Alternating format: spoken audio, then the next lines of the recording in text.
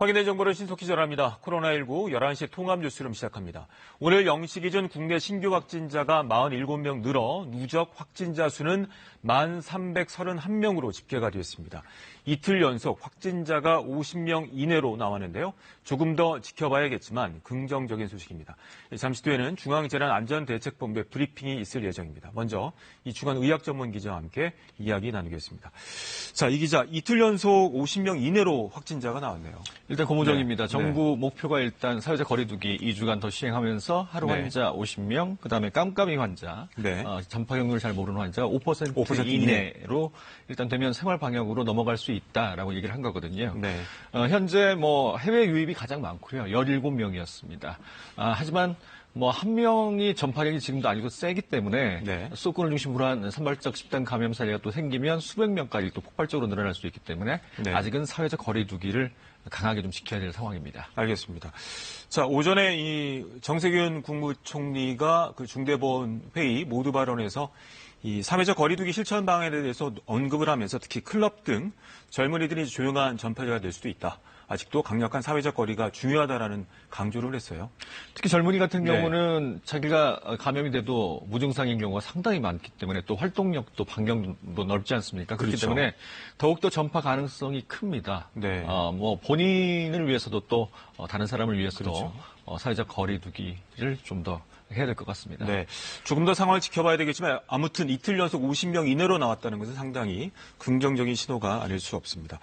자, 이제 문제가 되는 것 중에 하나가 집단 감염도 있고 해외 유입 사례가 2주간을 봤을 때는 50% 이상으로 늘고 있는데 그래서 자가격리를 어떻게 잘 관리할 것인가에 대한 논의가 있었죠? 현재 자가격리자가 한 3만 7천 명 정도 되고요. 첫날 위반을 하게 되면 이제 1,000만 원 이하의 벌금까지 낼 수 있는데 하루에 한 6명 정도가 위반을 하는 것으로 나타났습니다. 그래서 최근에 손목 밴드, 손에 차는 거죠.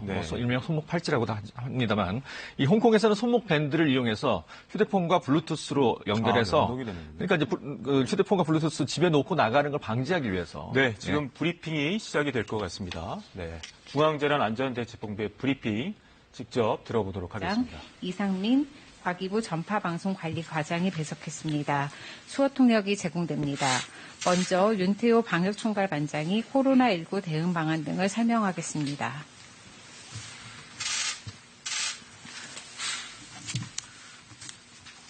(4월 7일) 화요일 정례 브리핑을 시작하겠습니다. 오늘 0시 기준 코로나19로 치료받고 있는 환자는 3,445명이며 6,694명이 완치되어 격리 해제되었고 192명이 사망하였습니다. 어제 신규 확진자는 47명이며 격리 해제는 96명입니다. 어제 안타깝게도 6분이 돌아가셨습니다.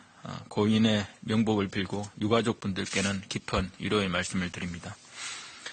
신규 확진자 47명 가운데 30건은 국내에서 확진된 사례이며 해외 유입 신규 사례는 총 17건으로 검역 단계에서 확진된 사례가 14건, 지역사회 확진 사례가 3건입니다.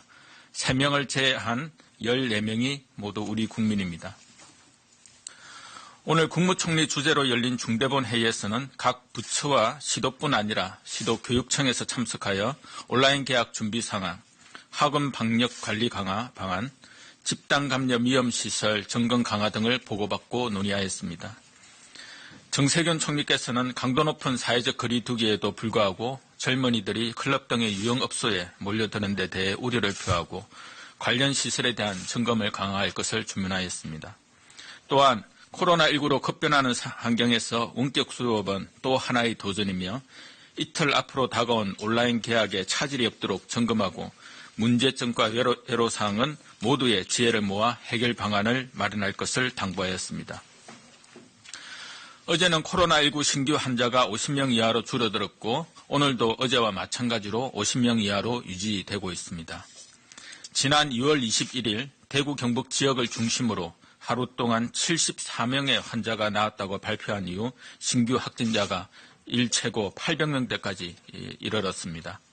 어제에 이어 오늘도 신규 확진자가 50명 이하로 발생하고 있어 긍정적 신호로 생각하고 있습니다. 이는 지난 2주 이상 강화된 사회적 거리두기에 적극적으로 동참하여 코로나19의 유행을 최대한 억제한 국민 여러분들과 찾아낸 확진 환자들을 중증도에 따라 안정적으로 치료한 의료진들이 있었기에 가능하였습니다. 지난 주말 따뜻한 봄 날씨에도 불구하고 자택 밖으로 외출을 자제하고 사회적 거리두기에 모범적으로 참여해 주시는 다양한 사연들이 온라인에 공유되고 있습니다. 많은 불편함을 참고 긴 시간 동안 노력해 주고 계신 국민 여러분들께 깊은 감사와 격려의 말씀을 드립니다. 아직 추이를 더 지켜보아야 하지만 어제 오늘의 성과는 우리 국민들 모두가 함께 축하하고 격려할 만한 작은 기쁨이라고 생각하며 지금과 같은 상황이 계속 이어질 수 있도록 함께 노력해 가기를 희망합니다. 신규 확진자 수가 꾸준히 줄어들고는 있지만 아직은 안심할 사항은 아닙니다. 코로나19가 확산될 수 있는 위험이 여전히 있다는 사실도 잊지 말기를 당부드립니다. 코로나19의 특성을 고려할 때 사회적 거리두기의 효과를 당장 체감하기는 쉽지 않습니다.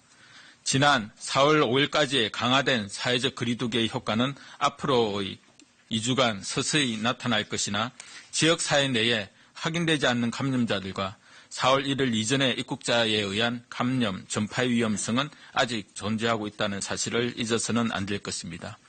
어제와 오늘 확진자 수치만에 기대어 긴장의 끈을 늦추게 되면 얼마 후 다시 환자의 증가를 경험할 수 있습니다. 특히 현재 수도권을 중심으로 꾸준히 환자가 발생하고 있으며 인구 밀집 지역의 지역사회와 집단시설을 중심으로 다수의 감염이 언제든지 발생할 가능성이 있습니다. 현재와 같은 강화된 사회적 거리두기를 통해 코로나19 감염을 통제 가능한 수준까지 줄이면서 일상과 방역이 조화를 이루는 방역 체계로의 모색이 필요합니다. 내 주변의 소중한 가족, 이웃, 동료들을 지키기 위해 조금 더 힘을 내어 강화된 사회적 거리두기에 적극적으로 참여해 주실 것을 다시 한번 거듭 요청드립니다. 오늘 중대본 회의에서는 사회적 거리두기 이행 사항을 점검하기 위해 온라인 개학 준비와 학원, 클럽 등의 방역 관리를 중점적으로 논의하였습니다.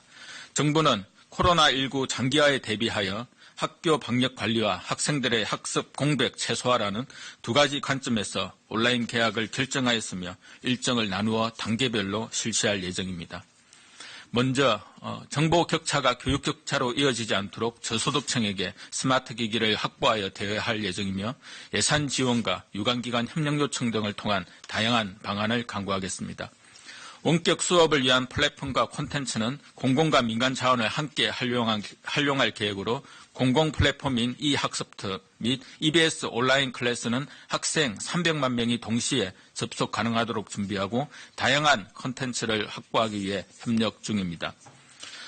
초등 저학년은 스마트 기기 없이 원격 수업에 참여할 수 있도록 EBS 방송 콘텐츠를 제공하고 다양한 학습지 등으로 구성된 학습 꾸러미를 제공하는 등 학생 수준을 고려한 다양한 원격 수업을 실시하겠습니다. 개학 후 현장 문제 해결을 위하여 애로사항을 청취하고 우수 사례를 확산하는 등 다양한 방법을 활용해 현장과의 소통을 강화해 나가겠습니다. 방역 당국으로서도 원격 수업 실행 과정에서 취약할 수 있는 학생들의 건강 보호에 최선을 다할 예정입니다. 모두가 처음 경험하는 상황을 맞이하여 완벽히 준비하기는 어렵겠지만 정부, 학교, 교사 등이 합심하여 성공적인 온라인 개학을 위해 더욱 노력하겠습니다. 강력한 사회적 거리두기 연장에 따라 학원에 지속적으로 휴원을 권고하고 방역 관리를 강화하고 있습니다. 교육부 교육청이 실시하는 합동 방역 점검을 지속적으로 실시하고 시도 교육청별로 방역 위반 신고센터를 설치 운영하도록 하여 학원 등의 방역을 한층 강화하겠습니다.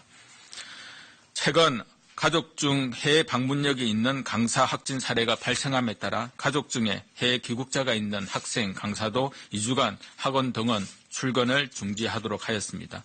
더불어 학원이 운영 제한 업종으로 지정된 지역은 강력한 사회적 거리두기 연장에 따라 방역 점검 결과 지적된 사항을 시정하지 않을 경우 지자체 명령에 의한 영업 정지 및 2차 감염자 발생 시 손해배상 청구 등 후속 조치가 시행될 예정입니다. 앞으로도 교육청 지자체와 함께 학원에 대한 방역 물품, 소독 지원 등을 통해 감염 예방 조치들을 지속할 예정입니다. 종교 활동이 비대면으로 원활하게 진행될 수 있도록 온라인 종교 활동과 성차 종교 활동을 지원할 계획입니다. 많은 종교 단체에서 사회적 거리두기에 동참하고 있지만 일부 중소단체는 온라인 종교 집회에 대한 기술적 어려움을 호소하고 있습니다. 내일부터 5월 말까지 온라인 종교 활동이 어려운 200인 이하 중소 종교단체를 대상으로 스마트폰 기반의 영상 촬영과 송출에 대한 기술적 방법을 안내하고 필요한 통신 환경을 지원할 계획입니다. 구체적으로 카카오TV, 네이버 밴드, 라이브 등의 인터넷 생방송 동영상 플랫폼을 쉽게 이용할 수 있도록 매뉴얼을 제작, 배포, 안내하고 종교 단체별 1회선에 대해 5월 말까지 2개월간 영상 전송에 필요한 충분한 데이터를 제공하는 한편 건물주와 협의된 곳을 중심으로 5G 실내망을 구축, 지원할 예정입니다. 또한 주차장 등 한정된 공간 내에서 성차 종교활동이 진행될 수 있도록 한시적으로 소출력, 무성국을 허용하겠습니다. 성차 종교활동이 원활하고 효율적으로 진행될 수 있도록 주파수, 출력 등에 대해 허가 기준을 마련하여 시행할 예정입니다. 한편 집단 감염 위험이 높은 클럽 등 유흥시설에 관한 관리 강화를 추진할 예정입니다. 강화된 사회적 거리두기를 시행한 지난 2주 동안 전국적으로 클럽 등 유흥시설 3380개소를 대상으로 점검을 실시하여 방역 지침을 위반한 7315개소에 대해 행정 지도를 하였고 43개소에 대해서는 행정명령을 실시하였습니다. 앞으로는 기존 위생공무원 위주의 점검에서 경찰과 소비자식품위생감시원이 참여하는 합동점검으로 강화해 나갈 계획이며 23시부터 새벽 4시까지의 주요 영업시간에 집중 점검하여 실질적인 점검이 이루어지도록 하겠습니다. 어제 세계보건기구 사무총장이 전화통화를 통해 우리 대통령에게 아시아 대표로 세계보건기구 총회 기조연설을 요청한 바 있습니다.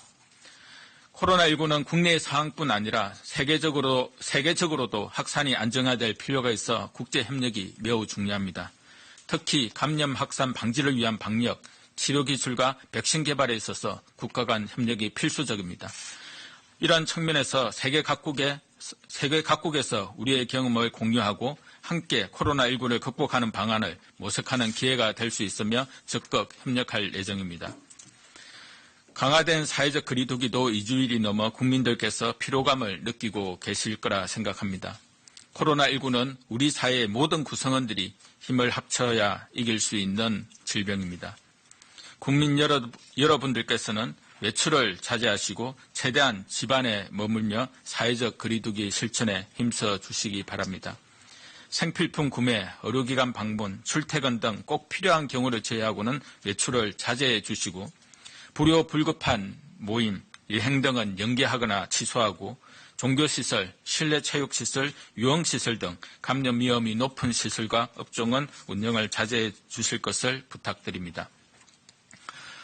아울러 일교차가 큰 날씨 속에 감기 등 코로나19 유사 질환 등도 나타날 수 있습니다. 발열 또는 호흡기 증상이 있는 경우 출근하지 않고 집에서 충분히 휴식하여 주시기를 당부드리며 손 씻기와 기침, 예절 등 개인 위생 수칙을 준수하여 주시기를 거듭 부탁드립니다. 감사합니다. 네, 지금부터 질의응답 시간. 네, 중앙재난안전대책본부의 브리핑 들으셨습니다. 이어지는 질의응답은 KBS 유튜브 라이브를 통해 보실 수 있습니다. 이충환 의학전문기자와 함께 브리핑 내용 정리해 보도록 하겠습니다. 자, 내용을 들어보니까 크게 봤을 때는 이제 사회적 거리두기에 대한 강화점, 또 이제 이제 온라인 계약이 이틀 앞으로 다가왔기 때문에 관련 내용들이 담겨져 있었는데요. 인상 깊었던 것 중에 하나가 이제 사회적 거리두기가 계속돼야 된다. 4월 5일까지 했던 것들은 이제 2주 뒤에 서서히 효과가 날 것이다. 이런 얘기를 했어요. 지금 어제 오늘 이틀 네. 연속으로 50명 미만으로 나타나고 있는 게 지금까지 4월 5일까지 사회적 거리두기 2주를 진행을 했지 않습니까? 그 네. 효과가 이제 뒤늦게 나타나는 것이라고 정부 당국은 보고 있는 것 같습니다. 네. 그래서 계속적으로 50명 이하로 이제 우리 목표치를 좀 달성하려면 네.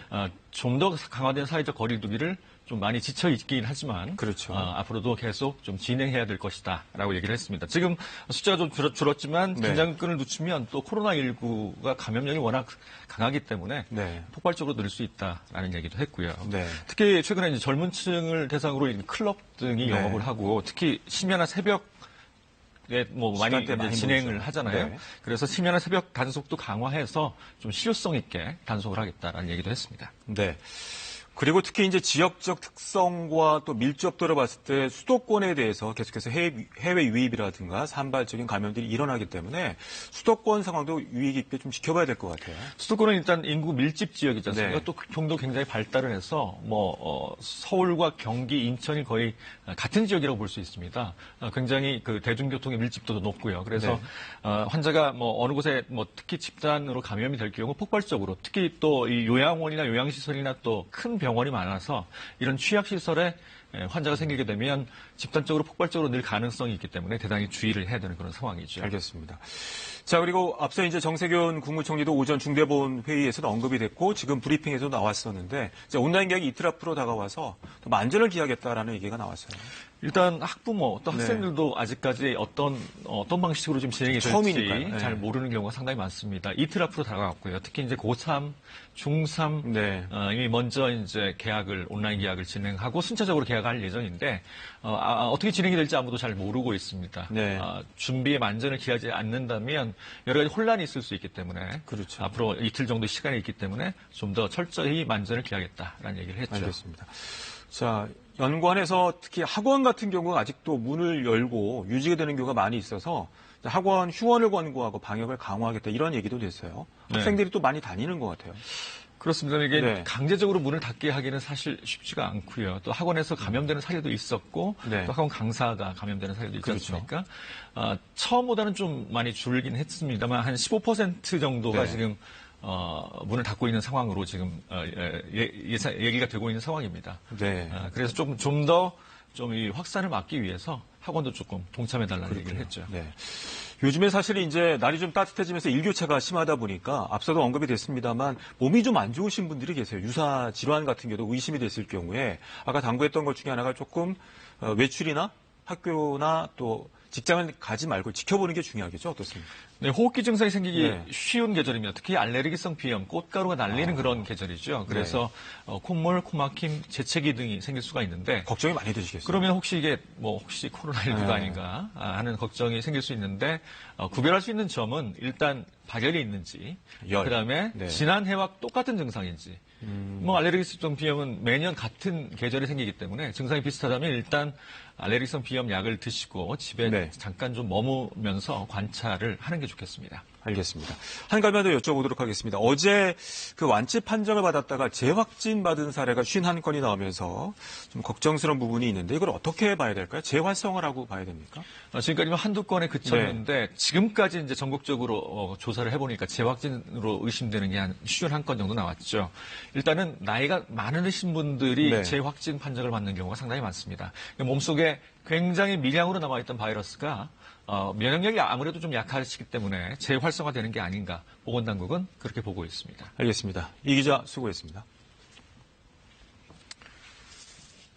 네, 이번엔 각 지역을 연결해서 상황 알아보도록 하겠습니다. 먼저 수도권입니다. 해외 유입 확진자가 계속 발생하고 있고 경기도 의정부 성모병원 관련 확진자도 늘고 있는데요. 서울시청 중계차 연결하겠습니다. 자, 이수민 기자, 수도권 확진자 소식부터 전해주시죠. 네, 중앙방역대책본부가 오늘 0시 기준으로 발표한 수도권 누적 확진자는 모두 1,237명입니다. 어제 하루 늘어난 수도권 확진자는 14명으로 대구 경북 지역의 신규 확진자와 그 수가 같습니다. 수도권에선 해외 유입 관련 사례가 이어지고 있는데요. 강남구에서는 미국과 영국에서 귀국한 30대 남성과 20대 여성이, 성동구에서는 미국 유학생인 30대 여성이 확진 판정을 받았습니다. 한편 서울 송파구에서는 자가격리 무단이탈자와 접촉한 60대 여성이 확진 판정을 받았습니다.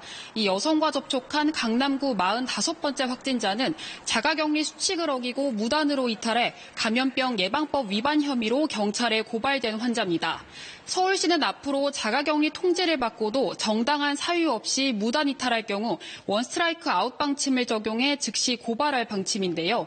지금까지는 설득 과정을 거친 후 강제 귀가 조치했는데 앞으로는 바로 고발하고 생활지원비 지급도 제외하기로 했습니다. 또 무단 이탈로 인해 추가 확진자가 발생하면 과실치상 등의 혐의로 형사고발도 함께 추진하고 손해배상도 청구할 방침입니다.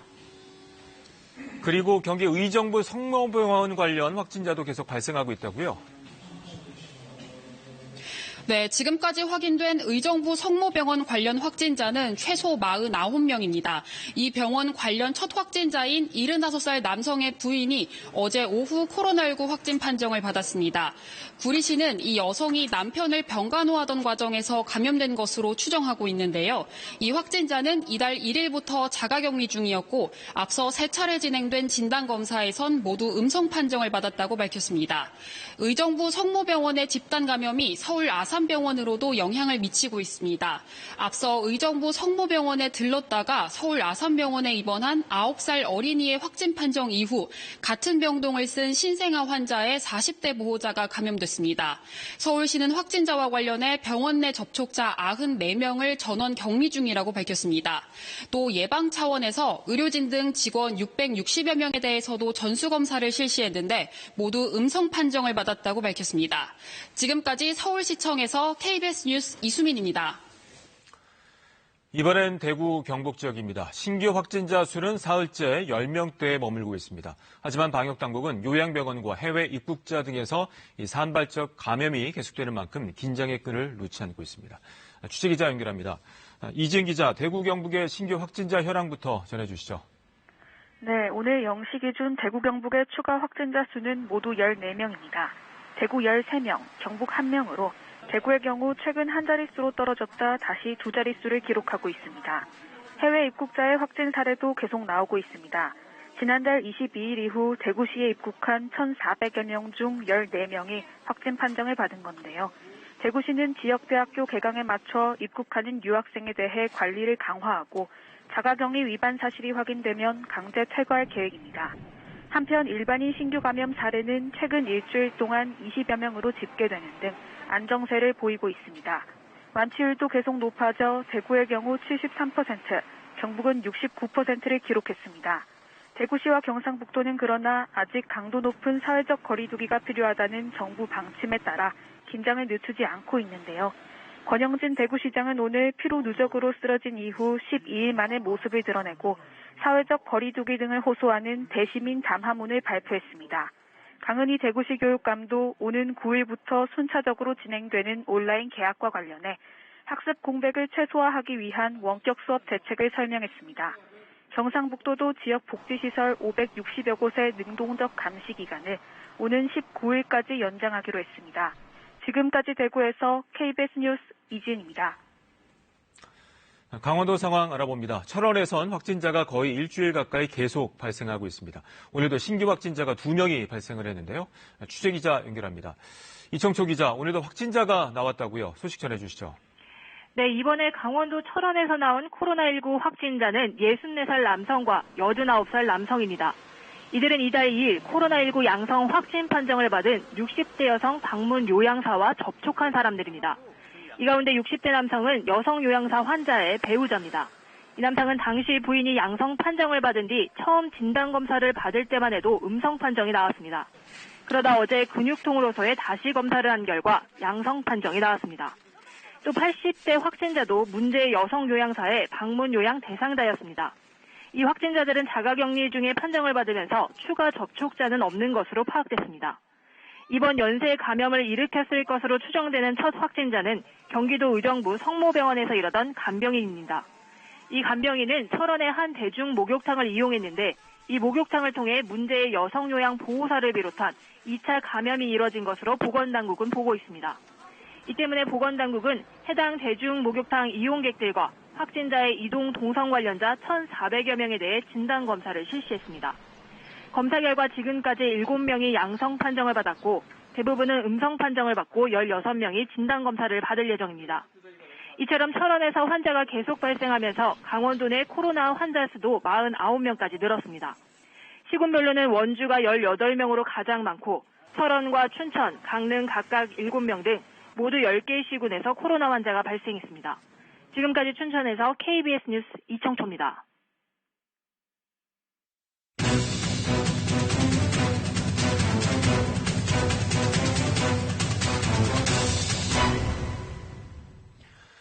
이번엔 KBS 재난방송센터 연결해서 보다 구체적으로 코로나19의 현재 상황 점검해 보겠습니다.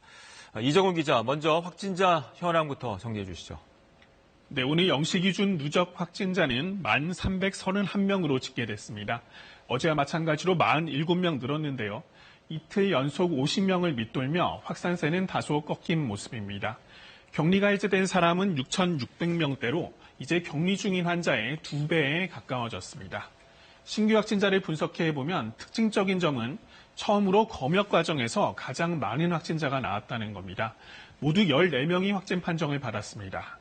또 병원 등에서 소규모 집단 감염이 이어지고 있는 대구가 다음으로 많았고요. 경기는 10명, 서울은 4명으로 수도권은 증가세가 주춤한 모습입니다.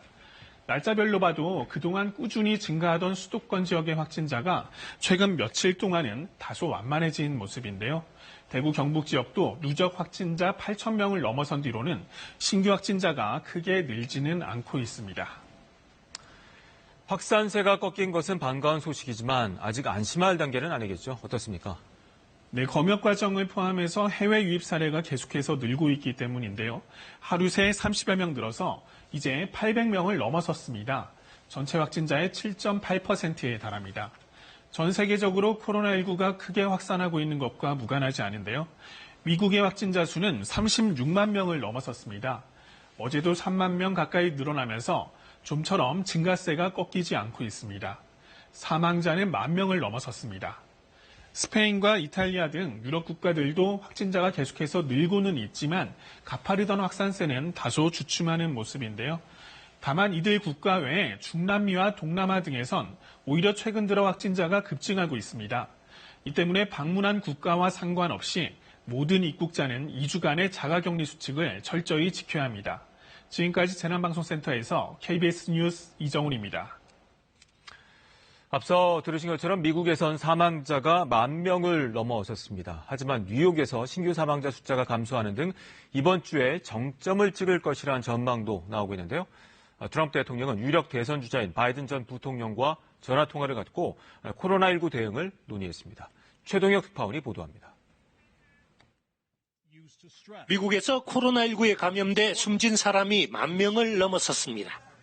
미국에서 첫 코로나19 사망자가 나온 지 37일 만의 일입니다. 확진자도 빠르게 늘어나 36만 명을 넘어섰습니다. 하지만 미국의 우한으로 불리는 뉴욕에서의 신규 사망자 숫자는 감소하는 추세여서 희망의 불빛이 보이고 있습니다.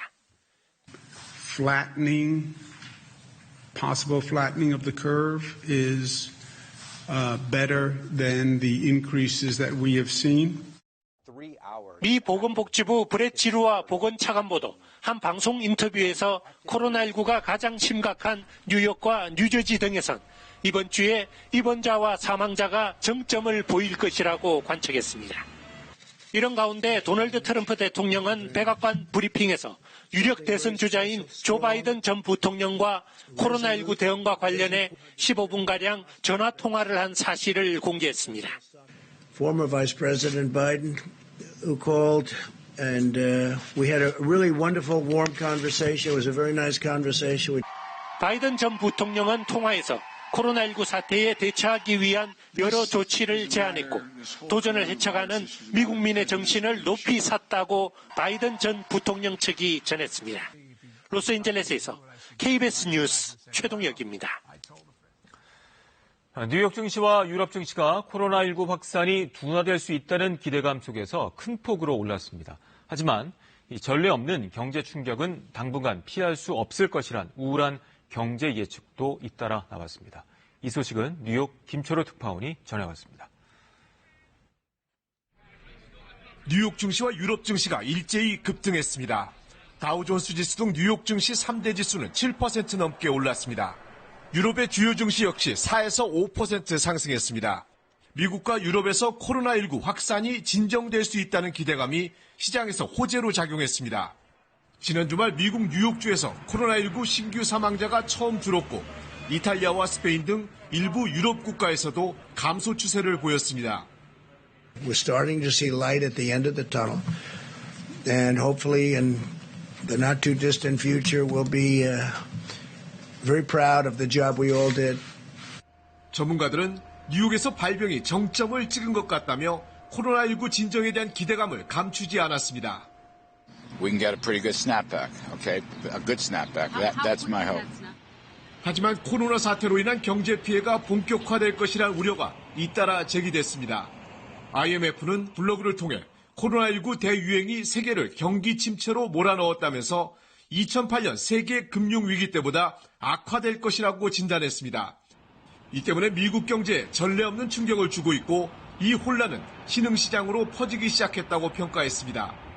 제닛 옐런 전 미 연준 의장도 CNBC 방송과의 인터뷰에서 코로나 사태로 미국의 2분기 국내 총생산이 최소 마이너스 30% 역성장을 기록하고 실업률도 13%까지 급등할 것으로 내다봤습니다. 이 같은 우울한 전망에도 불구하고 일부 경제학자들은 이번 사태가 예전 경제 대공황과 성격이 다르기 때문에 확진자가 줄고 이른바 셧다운이 풀리면 올 하반기에도 다시 반등할 수 있다며 정부의 적극적인 부양책을 강조했습니다. 뉴욕에서 KBS 뉴스 김철호입니다. 이번엔 유럽 상황 알아보겠습니다. 코로나19에 감염돼 병원에 입원했던 존슨 영국 총리가 상태 악화로 집중 치료실로 옮겨졌습니다.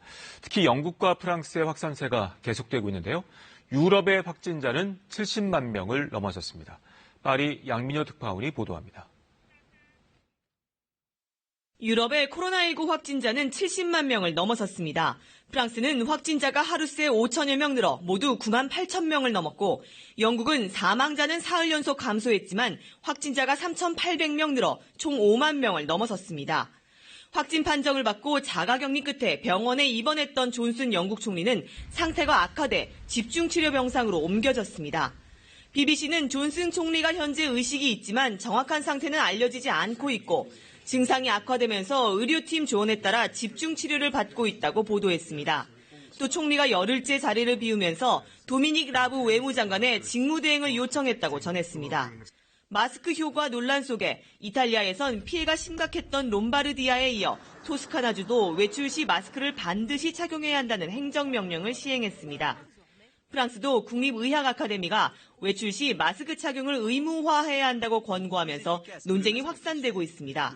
감염자가 아니면 착용할 필요가 없다고 강조해온 프랑스 정부 지침과 엇갈리기 때문입니다. Parce qu'en population générale n'est pas recommandé et n'est pas utile. Les Français ne pourront pas acheter de masques dans les pharmacies parce que ce n'est pas nécessaire quand on n'est pas malade.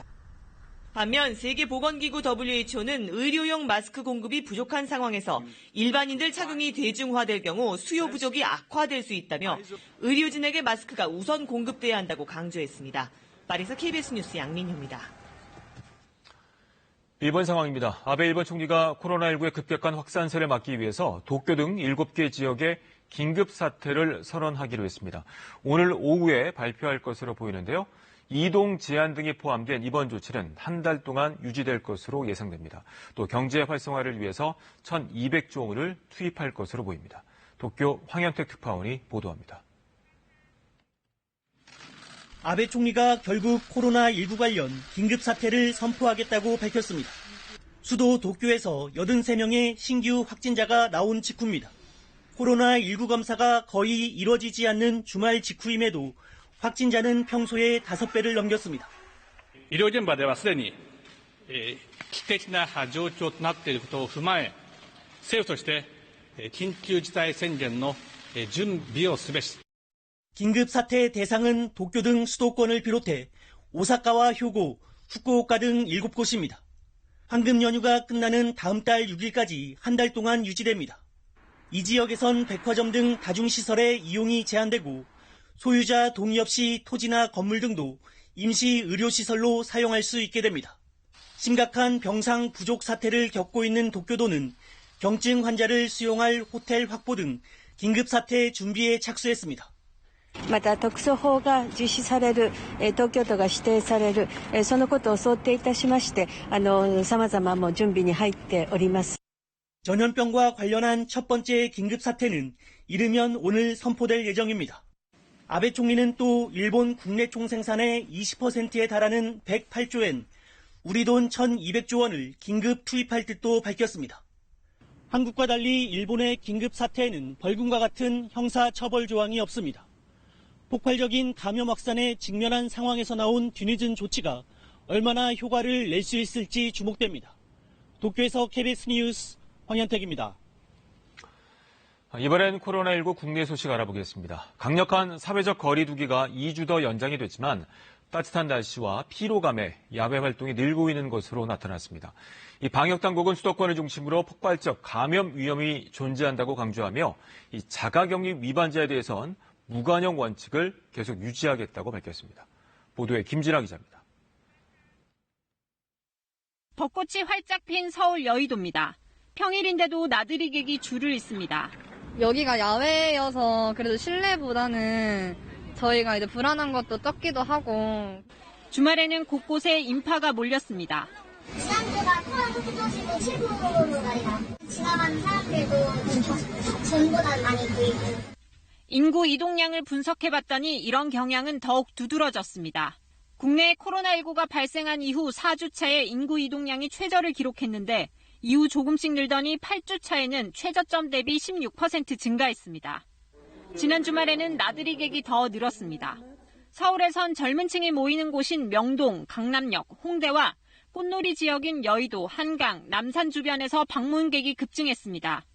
이렇게 사회적 거리두기가 느슨해지면서 코로나19 확산세가 폭발 직전이라는 경고까지 나왔습니다. 특히 해외 입국자들이 많은 수도권 상황이 우려된다는 지적입니다. 교통 자체가 서울, 경기, 인천이 아주 발달돼 있으면서 아주 이제 그 밀접한 네트워킹을 계속 가지고 있거든요. 아주 빠른 속도로 환자가 증가될 수 있는 그런 측면들이 있기 때문에. 방역당국도 유럽이나 미국처럼 폭발적인 지역사회 감염이 언제든 나타날 수 있다고 인정했습니다. 이럴 경우 의료체계의 붕괴, 사망률 급증으로 이어질 위험성이 아직 남아있는 엄중한 상황입니다. 정부는 다시 한번 시민들에게 거리두기 협조를 촉구하는 한편 자가격리 위반자에 대해선 무관용 원칙을 거듭 강조했습니다. KBS 뉴스 김진화입니다. 사상 첫 온라인 계약이 이틀 앞으로 다가왔는데요. 교육부가 온라인 계약 후 원격 수업 때 출결 처리와 평가를 어떻게 할지 기준을 정했습니다. 중간고사는 5월 말쯤 치러지길 바란다고 설명했는데요. 자세한 내용 김용준 기자가 보도합니다. 모레 고3과 중3을 시작으로 전국 학교가 순차적으로 온라인 계약합니다. 출석과 결석은 당일 확인이 원칙이고 7일 이내 증빙 자료를 낼 경우 출석 인정을 받을 수 있습니다.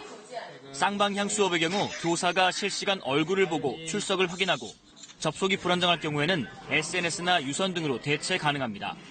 쌍방향이 아닌 동영상 등을 이용한 콘텐츠 활용 수업이나 과제 제출식 수업의 경우 다른 방식으로 출결 확인을 할 수 있습니다. 콘텐츠를 보거나 과제 제출을 할 수 있는 인터넷 프로그램에 언제 접속했는지 아니면 과제를 언제 남긴 건지 등 흔적을 확인하는 방법입니다. 그것도 어려울 경우 SNS 메시지나 유선 전화, 출석을 증명할 자료를 내면 됩니다. 원격 수업 과정은 학생부에 기록할 수 있습니다. 다만 교사가 원격 수업 중이나 후에 학생의 수행 과정이나 결과를 직접 확인하고 관찰할 수 있는 경우에만 학생부에 그 내용을 적을 수 있습니다. 예를 들어 실시간 쌍방향으로 토론을 하거나 수업 후에 학생이 직접 리코더 연주 영상을 올린 경우가 그런 경우입니다. 에세이나 독후감 작성, 발표 자료, 동영상 제작물 등은 해당되지 않습니다. 수행평가도 마찬가지 방식으로 진행할 수 있지만 교사가 교실에서 학생과 대면하며 관찰하고 평가하는 것이 공정하다는 게 교육부의 입장입니다. 이 때문에 각 시도교육청은 수행평가 비율을 40%에서 30% 이상 낮추는 방향으로 조정할 것으로 보입니다. 한편 지필평가는 등교 후에만 치를 수 있습니다. 교육부는 중간고사는 5월 말, 기말고사는 7월 말에 치러지길 바란다고 설명했습니다. KBS 뉴스 김용준입니다. 코로나19의 여파로 이용객 수가 김포공항보다 줄어든 인천공항이 공항 기능 일부 축소를 현재 논의하고 있습니다. 이 출국장과 입국장 기능을 일부 줄인다는 계획인데 터미널 일부를 폐쇄하는 방안까지 거론되고 있습니다. 김수영 기자가 취재했습니다. 공항버스 운행을 일시 중단한다는 안내문이 곳곳에 붙어 있습니다. 택시기사들은 하루 한 팀 태우기 어려울 정도로 손님이 없습니다. 코로나 때문에 사람이 움직이지도 않으니까 야간에도 손님이 없어요. 원래만 1시간이면 나가죠, 옛날 같으면. 지금은 뭐 4시간, 5시간. 공항 내부도 적막감만 흐릅니다. 출발 안내 전광판은 취재진이 공항을 찾았던 한 달 전보다 더 휑하게 비었습니다. 오늘 5명 왔어요. 여기 전체적으로 가게가 4층부터 지하 1층까지 있는데 문 열어놓고 그냥 시간 때우다 가는 거예요. 최근 들어 김포공항보다 이용객 수가 더 적은 기현상이 계속되는 상황. 하루 20만 명 정도였던 이용객은 이제 6천 명대까지 떨어졌습니다. 인천공항공사는 공항 기능 축소를 논의하고 있습니다. 비상 운영 단계 1단계에 들어가면 이곳 출국장과 입국장의 기능이 축소되고 또 제 뒤로 보이시는 체크인 카운터의 운영 시간도 대폭 단축됩니다. 7,000명 이하가 계속 유지되면 터미널 일부를 폐쇄하는 2단계 부분 셧다운도 예상됩니다. 지금은 그나마 전세기 등을 타고 귀국하는 승객들이 있지만 그 이후가 더 문제라는 것입니다. 인천공항도 불가피하게 셧다운이 아마 단계적으로 이루어져야 될 겁니다. 그런 점에서 보면 인천공항도 뭐 비상이죠. 현재 180여 개국이 한국발 여행객의 입국을 제한하거나 금지하고 있는 상황. 올해 인천공항의 여객이 지난해 대비 70%나 급감할 수 있다는 암울한 전망까지 나오고 있습니다. KBS 뉴스 김수영입니다.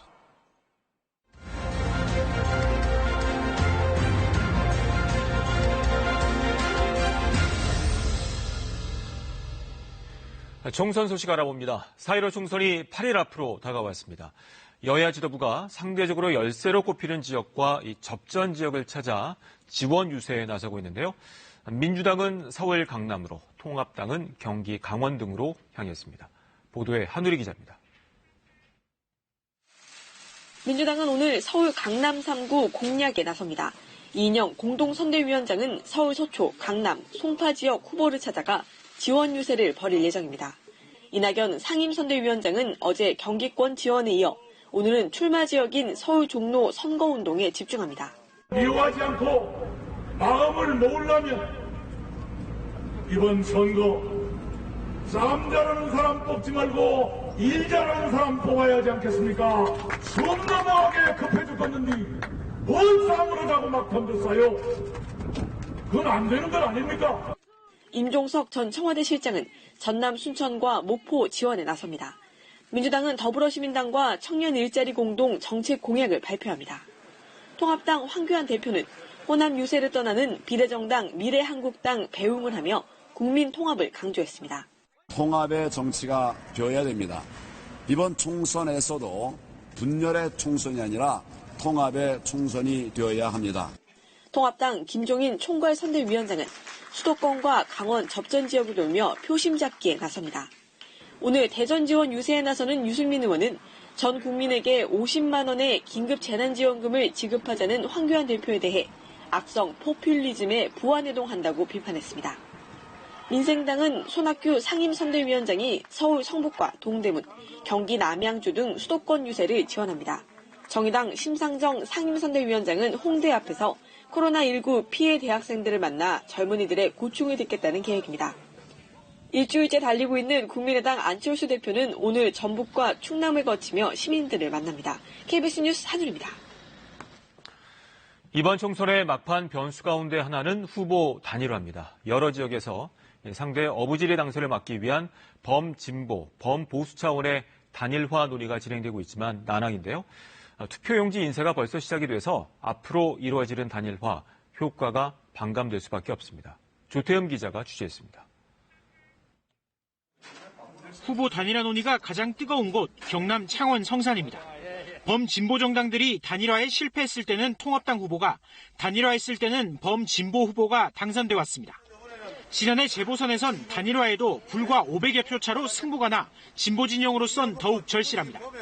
민주당 이응석, 정의당 여영국 후보 모두 단일화에 공감한다면서도 방법을 두고 논쟁 중입니다. 적대 세력 청산을 위한 후보 단일화 요구를 겸허한 마음으로 들었어야 했다. 인천 연수 을에서도 정의당은 단일화를 열어두고 있지만 민주당은 선을 긋고 있습니다. 누차 말씀드렸고 대표님도 말씀하셨습니다만 저희가 후보 단일화 또는 연합공천 이런 것들은 염두에 두고 있지 않습니다. 비례연합정당 논의 과정의 갈등 등으로 당 차원의 단일화는 어려워졌다는 게 양당 관계자들의 설명입니다. 통합당은 영남 지역을 중심으로 공천을 받은 후보와 공천 탈락한 무소속 후보가 단일화 대상입니다. 서울 구로울은 통합당 김용태 후보와 무소속 출마한 강효식 전 당협위원장, 단일화 합의까지 갔다 막판 무산됐습니다. 정권 심판에 나서야 된다. 근데 그것이 큰 목표입니다. 여기에 뜻을 같이 한다면 우리가 모두 다 함께 될 수가 있는 것입니다. 후보 단일화는 투표일 직전까지도 가능합니다. 하지만 투표용지 인쇄 뒤 단일화가 이뤄질 경우 사퇴한 후보의 이름이 용지에 그대로 남게 돼 효과가 반감됩니다. 투표 직전 단일화가 이뤄졌던 2014년 경기도지사 선거에선 15만 표 가까운 무효표가 나왔습니다. KBS 뉴스 조태영입니다. 영남권은 한때 보수 텃밭이라 불렸지만 지난 20대 총선에선 민주당이 의석을 늘렸고 2년 전 지방선거에선 민주당 돌풍으로 이변이 일기도 했습니다. 그럼 21대 총선을 앞둔 지금은 어떨까요? 영남권 판세를 가를 지역구 부산 진구갑을 찾아서 민심의 현 주소를 이세연 기자가 들어봤습니다. 부산 표심, 뚜껑 열어봐야 안다입니다. 민주당 쪽에 힘을 더 실어줄 것 같아요. 대처 능력이라든지 이런 게 좀 더 재빠르게 잘하고 있지 않나. 민주당으로 한번 해보자 했는데도 이제 오히려 더 안 좋은 것 같은 그런 느낌이 많이 들어서 다시 뭐 좀 돌아가려고 하는 그런. 지역구 18석 중 민주당은 과반이 넘는 10석, 통합당 18석 석권이 목표입니다. 의석수를 늘리려는 민주당과 빼앗겼던 의석을 되찾겠다는 통합당의 부산 빅매치. 부산의 심장이라 불리는 이곳 부산 진구갑에서 성사됐습니다. 해양수산부 장관 출신 현역 의원인 민주당 김영춘 후보. 한 번만 더 도와주시면 더 큰 인물이 될 수 있겠습니다. 4선 성공하면 개헌을 주도하고 대권에 도전한다는 포부입니다. 개헌을 반드시 추진할 생각이고요. 경제 공동체를 건설해서 불경 800만 지역민들이 함께 동북아시아의 싱가포르를 건설하는 그런 구상을 제시하고 있습니다. 4선 의원 부산시장 출신 통합당 서병수 후보. 이번에는 바꿔야 되지 않겠습니까? 당에서 전략 공천한 만큼 정권 심판의 바람을 일으키겠다는 각오입니다. 단 3년 만에 문재인 정부는 대한민국을 실패 국가로 만들었습니다. 실패 국가로 만든 데 대한 책임을 반드시 물어야 합니다. 민생당 정혜정 후보와 무소속 정근 후보도 출사표를 던졌습니다. 부산에선 진구갑 외에 해운대을, 그리고 낙동강 벨트의 사하갑, 북강서갑 등 곳곳에서 민주당과 통합당 후보가 박빙 승부를 펼치고 있습니다. 부산에서 낙동강 벨트에 이르는 격전지 속 격전지들, 영남권 판세를 가를 전망입니다. KBS 뉴스 이세연입니다. 선거철이 되면 거리가 아닌 화면 속에서 또 다른 선거전이 벌어집니다. 바로 TV 광고전인데요. 그런데 이번 선거 TV 광고에 더불어민주당과 미래통합당 양당이 보이질 않습니다. 무슨 이유가 있는 걸까요? 이윤희 기자가 알려드립니다. 4년 전 이맘때였습니다. 당시는 4.13 총선이었는데 선거를 앞두고 여야 각당의 TV 광고전이 뜨거웠습니다. 당시 여당인 새누리당 의원들 공천 갈등은 끝났다며 다 함께 손을 맞잡고 등장합니다. 김무성 대표의 옥새 파동을 패러디한 일명 무성이 나르샤도 등장했었죠. 더불어민주당은 단체로 파란 야구 유니폼을 입었습니다. 정부의 실정에서 국민을 살리겠다며 구원 투수를 자처한 것입니다. 선거철이 되면 이렇게 거리가 아닌 화면 속에서 또 다른 선거전이 벌어집니다. 바로 TV 광고전입니다. 1분 안팎의 짧은 시간, 유권자의 표심을 공략하기 위한 각 당의 아이디어 싸움이 치열합니다. 이번 4.15 총선에서는 유난히 많은 신생 정당들이 나온 까닭에 볼거리가 풍성해졌습니다. 잠시 들여다볼까요? 먼저 더불어시민당 TV 광고입니다. 유명한 인물들이 나오는데요. 민주당에서 배출한 전현직 대통령들을 전면에 내세웠습니다. 세 분 대통령과 우리 흔들림 없이 한 길을 갑시다. 대통령과 더불어. 네, 미래한국당 광고에는 전직 대통령은 나오지 않고 평범한 시민들이 등장합니다. 이번만큼은 우리 아이들에게 무너진 조국을 물려주지 않도록 다시 미래를 만들어 갑시다. 민경아, 자, 민생당은요, 영화 기생충을 패러디한 광고 영상을 선보였습니다. 민생당, 이득권, 기성정치.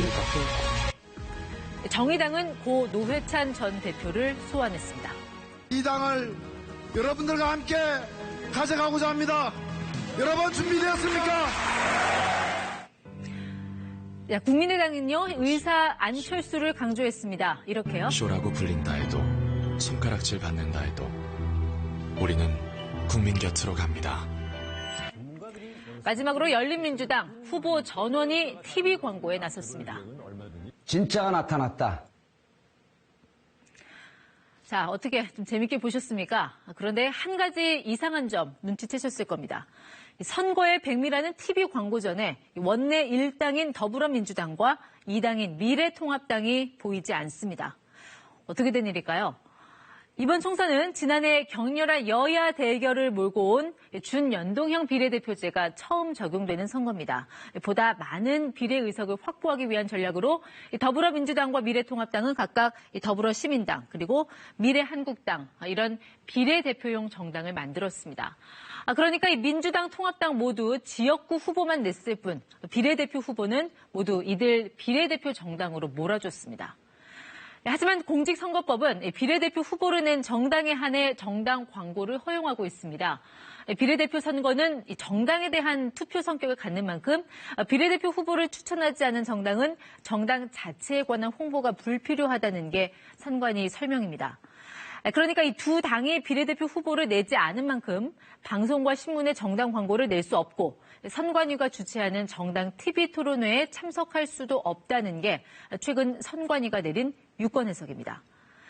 정당의 TV 광고가 막혀버린 민주당과 통합당은 고심에 빠졌습니다.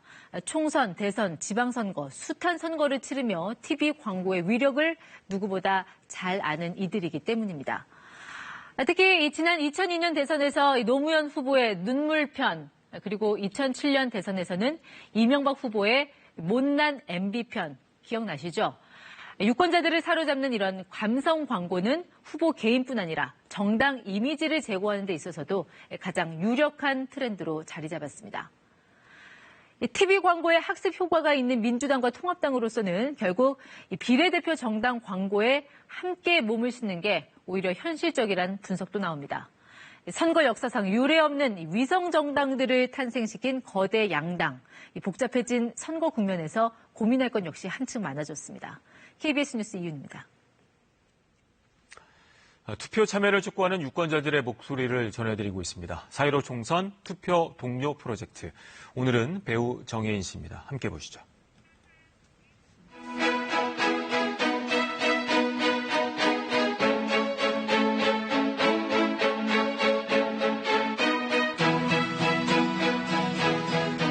네, 안녕하세요. 배우 정혜인입니다.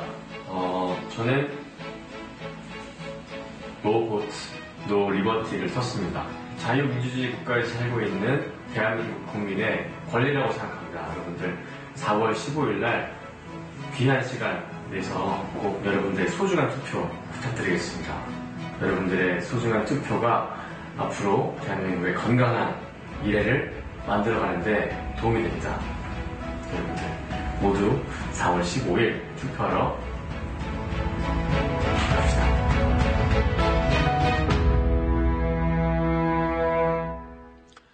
이틀 연속 확진자가 50명 이내로 나왔습니다. 긍정적인 소식이지만 안심해서는 안 되겠습니다. 코로나19 통합 뉴스룸은 잠시 뒤 12시 뉴스에서 이어집니다. 고맙습니다.